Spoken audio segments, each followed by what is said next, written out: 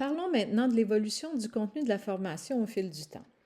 En 2001, un référentiel des compétences professionnelles en enseignement a vu le jour.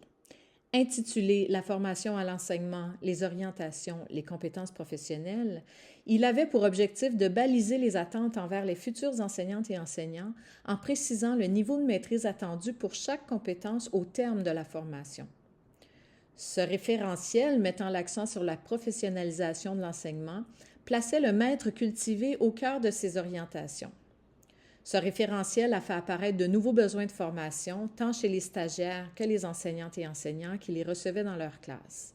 Ainsi, il est devenu nécessaire de revoir les contenus proposés dans les activités de soutien à l'accompagnement de stagiaires afin de les arrimer aux nouvelles exigences de la profession. En 2008, à la demande du ministère de l'Éducation, des Loisirs et du Sport, un groupe de recherche dirigé par Liliane Portelance, professeure à l'Université du Québec à Trois-Rivières, a publié un cadre de référence sur les compétences des formateurs de stagiaires.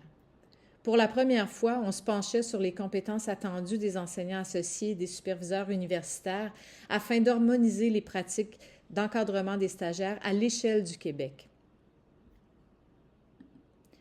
Cette avancée très importante a une fois de plus entraîné des modifications au contenu des ateliers afin de les arrimer aux nouvelles exigences du rôle de formatrice et de formateur. Par la suite, la formation à l'accompagnement des stagiaires de l'Université de Montréal a fait l'objet de révisions régulières au fur et à mesure de l'évolution de la profession et de la réalité des milieux scolaires.